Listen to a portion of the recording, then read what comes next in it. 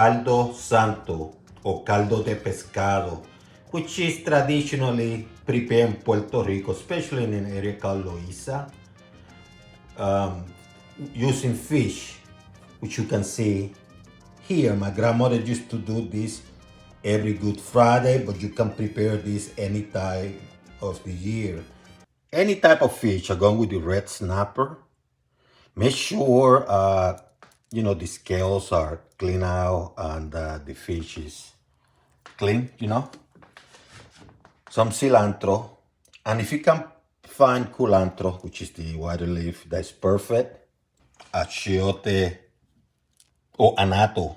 In Spanish is achiote, anato seeds. Malanga, yautía, potato, and a pumpkin. You're going to cut it and you're going to peel them using something like this and then cut them.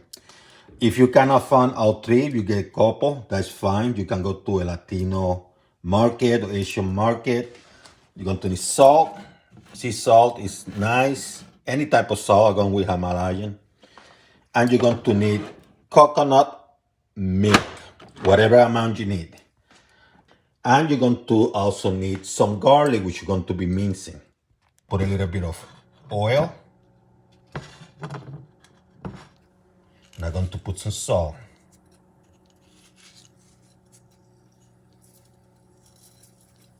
Let me put a little bit more oil. I want the whole thing.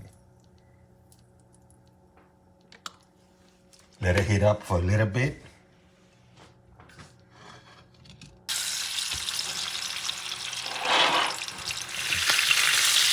After a couple minutes on one side, couple minutes on the other, condition off. Take it away from the heat. So what I'm going to do, I have the heat on. I'm going to grab a couple drops from the oil where I was cooking the fish. Not a couple drops, but a couple, just a little bit, just to get it a little bit rolling. And I'm going to add the annatto seeds. And nearly immediately, what I'm going to do, I'm going to add the coconut milk.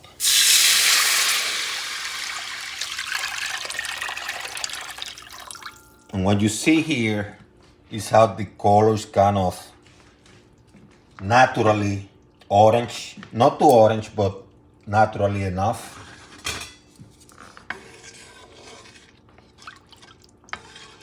If you want it darker, you add a little bit more of annatto seeds.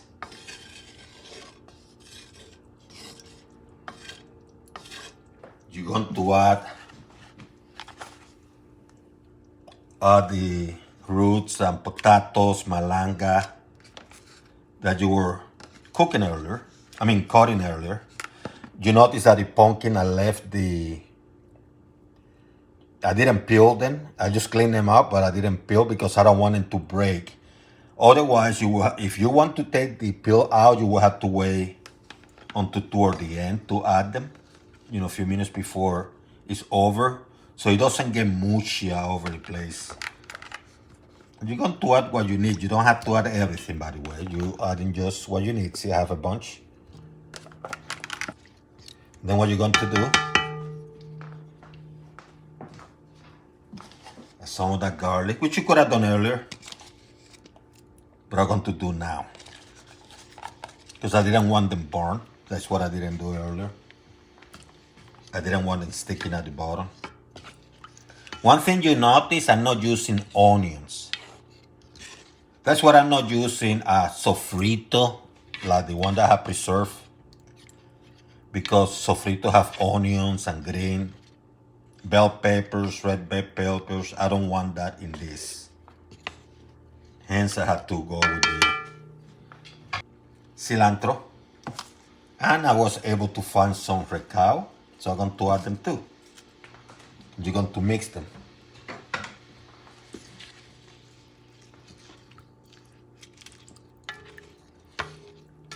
Get that earthy flavor and smell.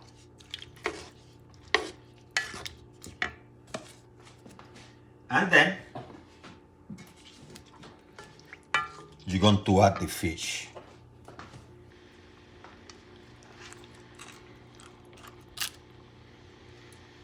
And once again, my grandmother used to cook the fish from the get-go here. But I wanted to fry them, sear it for a little bit, just to add that, get the flavor out from the get-go. So when I add it, the flavor is out of the fish already. It doesn't become too, that raw smell of the fish. When you fry that, you take that away by frying it a little bit, searing it, giving it the flavor with a little salt. So when you put it here, the seafood smell is gone,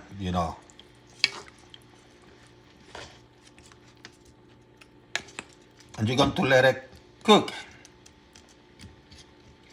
And when it's cooked, because the potatoes and the yautía and the malanga, you're going to pinch it to make sure it's soft, it's cooked.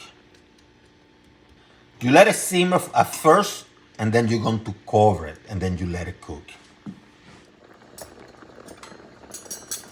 Now that simmering, give it a little taste. It's going to need salt. So you add salt to your taste.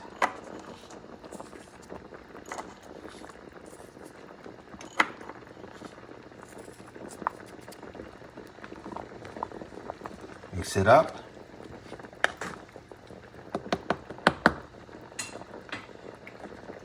Cover up.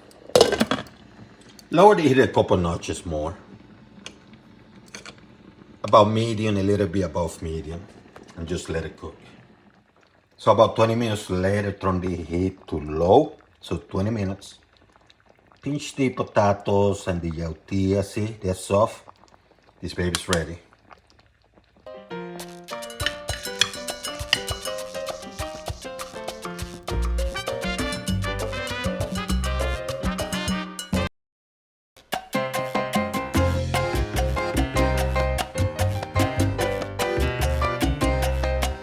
Pescado en escabeche.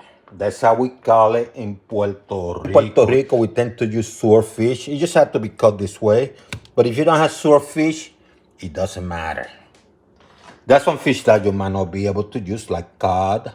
But other fishes you might. So what do you need?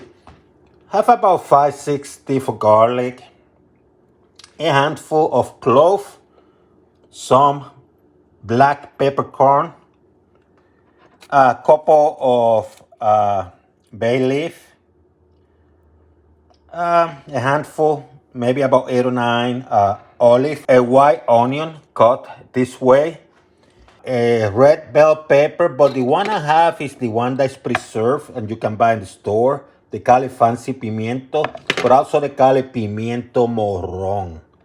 Pimiento morrón will work. Extra virgin olive oil for the escabeche part. And you're going to need some also apple cider vinegar for the escabeche part. And then to cook the fish, you're going to need vegetable oil or some other type of frying oil. Doesn't matter. Make sure you have some salt, black pepper as a minimum. But I like to have some smoked paprika, coriander, cumin, and if available, have a little bit of lemon too. Why not, right? Tiny bit of lemon, if you want to. Just a little squeeze. Get this baby a little bit wet. And now what you're going to do, you're going to add a little bit of salt. Or to your taste, Little bit, lot, who cares? A little bit of cumin. Not a lot, just a little bit. Some black ground pepper. I like to add coriander. Just a little bit. And I'm going to add a tiny bit of smoked paprika. Just a little bit. Then you're going to mix everything.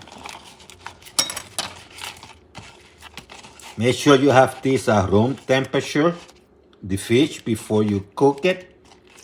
So here I have a pan. It's a little bit deep. And I'm going to use about a cup and a quarter of extra virgin olive oil. You don't need a pan this big. I have a little bit large, I should say, because I want you to see what I'm doing. 1 cup and a quarter, maybe 1 cup and a third of extra virgin olive oil. It's important that you use extra virgin olive oil. I have about 3/4 cup of the vinegar. Once again, medium heat. And what I'm going to do, I'm going to add the onions. If you feel that you need more, feel free. But I'm just using this for illustration purposes.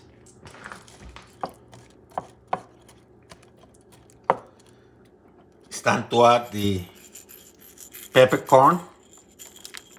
This is called escabeche, what I'm making now, by the way. The escabeche portion. Clove. Once again, smaller pan would have done. Let me put a little bit of this oil here. If your peppers are raw, the red pepper, make sure they cook, so it might take you longer. But this one has been preserved, so it's not going to require a lot of cooking. I cut them. I'm not using all, by the way, the other portion I just put away. But see how they were cut? So add it to this. Look at this baby. Put your olive. You can cut your olive in half if you want to. I'm not going to waste my time. And now it comes the garlic. Once again, medium heat. You don't want this frying or anything like that. In fact, you might have to reduce the heat soon. So what you want is, with the garlic, you want to mince it. You can use something like this or something like this. You know that you squeeze it and you mince it. You put the garlic there, you squeeze it, and you mince it out. And you do the same with the other. You want to add the garlic flavor. How much you want is up to you. You don't want that garlic to burn, so you have to make sure that heat is monitored. What I'm going to do now, I'm going to add the bay leaf. I'm going to use 2.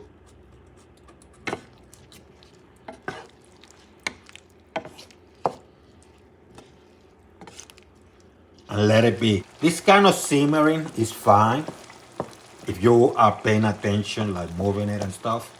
But I'm going to lower it to a couple notches above low, or a couple notches below medium. It's the same thing. So it's been about 12 minutes. This stuff is ready, by the way. I can smell it already. Now, if you red peppers, bell red peppers were the raw type instead of the one that was already soft and preserved, it's going to take you longer because you want those baby to be a little bit soft. You don't want them crunchy. So it might take you 20 or so minutes. And this is what I mean. If it's simmering like that, this is fine. This is about a couple notches below medium. But if it's frying and going crazy, no, it's not. So this is sufficient. Look at the texture, how beautiful. What you're going to do, you're going to turn this off and remove it from the heat. And just let it rest for about 5 or so minutes, maybe 10. Let it cool down a little. So I have here vegetable oil. High heat, I'm going to reduce it to medium high. From high to medium high. And I'm going to start adding the fish.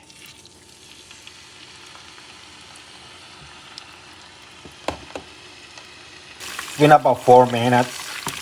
Yeah, let me turn it around. Let me cook the other side for about 5. I said about 4 3 to 4 minutes later, I can tell that it's looking pretty nice. I have some paper towel here because I want the grease to drip out a little bit. And what I'm going to do, I'm going to move these babies out, put in the paper towel with a plate, let them rest for a little bit, maybe 5 minutes. Look at this beauty, huh? So what you do now, you're going to put the fish in a container. This one is small, but that's fine. And you're going to add the escabeche on top because you're going to put this in the refrigerator. You have to put in the refrigerator. And what you do, you put the onions, you put everything, including the oil, some of the oil. Put on top. You can add, if you want to, some ground black pepper after you pass it. A little bit of salt too, if you want to. The important thing is to put this in the refrigerator, preferable overnight or several hours. It has to cool down to get that taste, but overnight does the trick perfectly.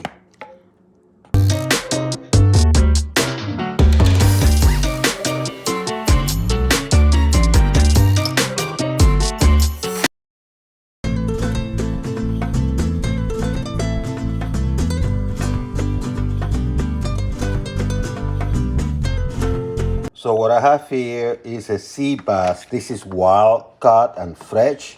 A little bit of salt. Just a little bit. Some pepper. Black pepper. And do the same on the other side. And I'm going to use coconut oil. You can use any type. But I'm going with coconut oil. The important thing is that you want this oil hot. Reduce the heat to medium high and cook this baby. Let's say about 2 to 3 minutes on one side, same in the other. Now I wasn't moving the fish around, I'm only moving it when I need to flip it. If I'm moving it, start breaking out. See how nice it looks? Couple minutes on the other side. After a couple minutes, get it out. Let it rest, okay? Using the same oil. It's hot, so I reduce it to medium low. I have some peppers, sweet peppers. I have a tomato that I cut. And I have some mushrooms.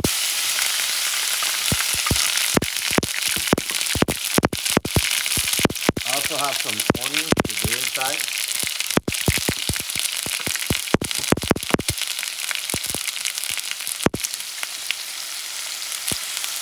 And I'm going to saute this baby.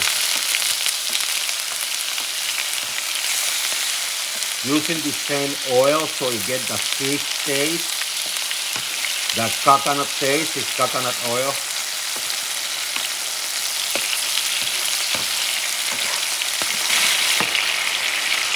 Once it's sauteed, you're going to take it out here and put it aside. I have my veggies and I have some chickpeas. So what I'm going to do, I'm going to mix them.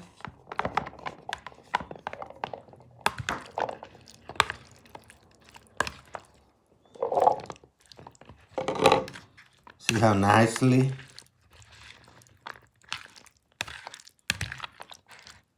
I want some greens on it, so I'm going to put a little bit of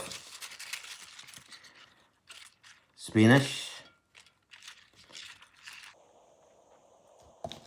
If you have some arugula, you can do the same. Put a little bit there too. What do they call it? Toss it. Just toss it there.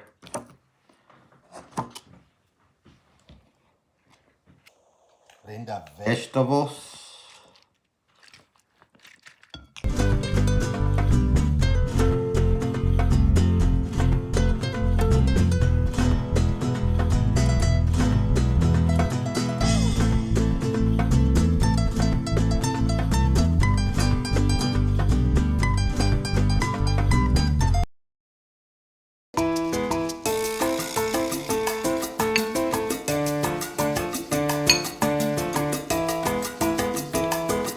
So I have cod, and this fish is wild cod, meaning that was fish in the wild. It's not one of those farm-raised cods. This one is fresh. It's not the salted type, but if you happen to have the salted type, the one that have salt already, make sure you go through the process of desalting that fish.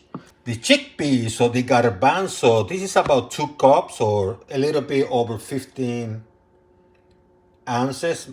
Onions with chopped. This is about 2 tablespoons. I have about 4 teeth of garlic, which I mince.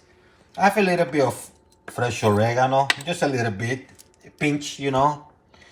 I have some orange and red bell peppers, which are chopped. This is about maybe a tablespoon and a half. I grated a tomato. Look how beautiful it is. That way I don't have to use canned tomato. I like the fresh tomato.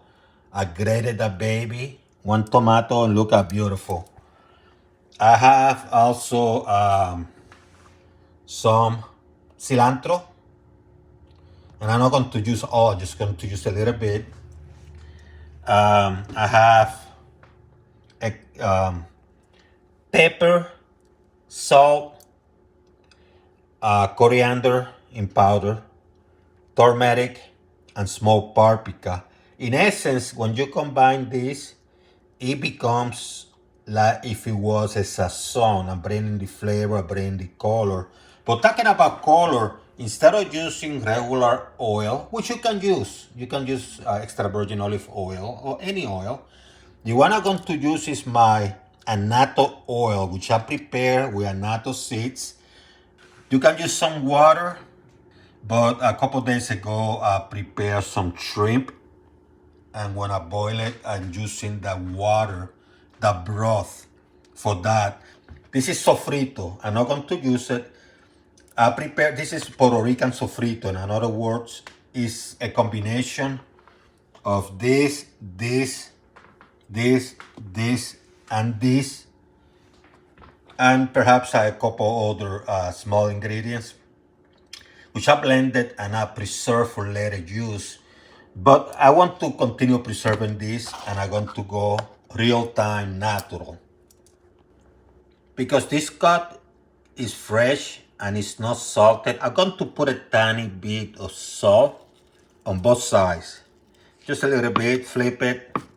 That's the only thing I'm going to do. I got the heat at medium high. And I'm going to put a little bit of my oil, which happens to be annatto oil. Look at this beauty. I'm going to start heating up this baby with the onions.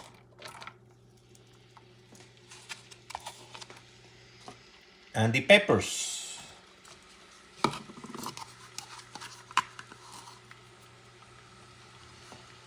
I'm going to put some of the garlic.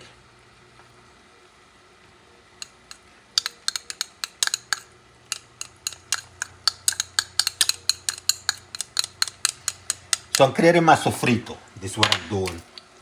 Oregano.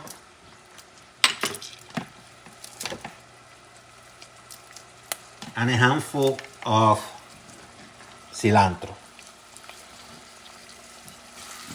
If I would have used the sofrito that I showed you earlier, that was refrigerator, then the only thing I would have been using here would have been the annatto oil and that frozen sofrito. But I'm going fresh because, you know, I have the ingredients, so I might as well do that. Look how beautiful this looks. Look at the color. And what I'm going to do now, I'm going to add some of that tomato sauce. Look how beautiful it looks, huh? Actually, let me use the entire tomato. Why not, right?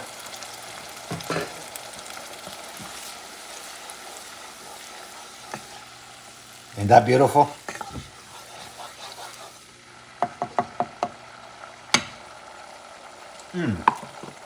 Delicious. Now I'm going to add my homemade sazon. It's still a medium high.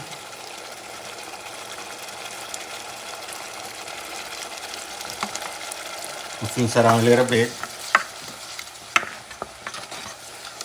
And what I'm doing now, I'm creating the base. This is what is the base. Once you add that tomato and those spices, you know, like the salt and other kind of stuff, it becomes the base. So I went from the sofrito to the base. Look how beautiful, huh? Let me reduce the heat to medium. Let me lower the heat. So what I'm going to do now, I'm going to add the cut. And I cut it into, you know, little slices. That way I can manage it better. Instead of putting it in entire fillet, I just cut it into rectangles. Oh, look at this beauty. Look at this beauty. Chickpeas.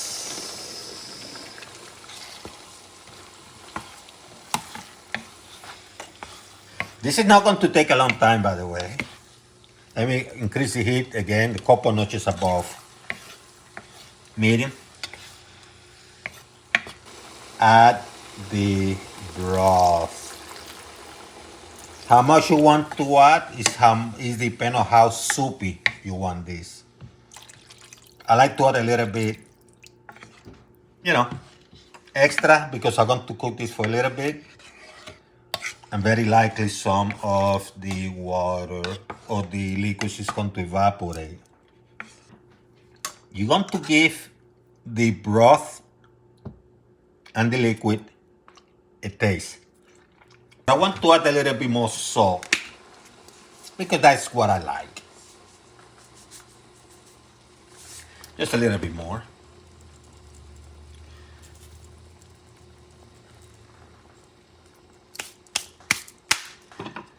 Move it around and let this baby cook. I'm going to cover it up. When it starts boiling, reduce it to a couple notches below medium.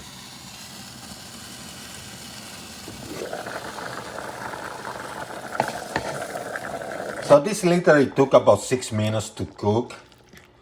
And now that it's in low heat, I'm going to let it be there for a couple minutes and I'm going to add a little bit more cilantro. Final touch, give them that earth flavor, that campesino, like the countryman from the islands, you know, that go to the farm and bring those cilantro.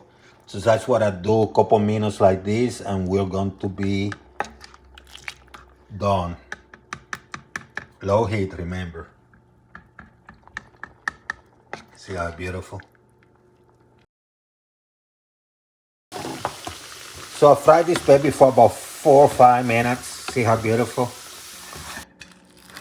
Squash that baby. Go out. Bingo. And cook this baby or fry this baby for about 2 minutes.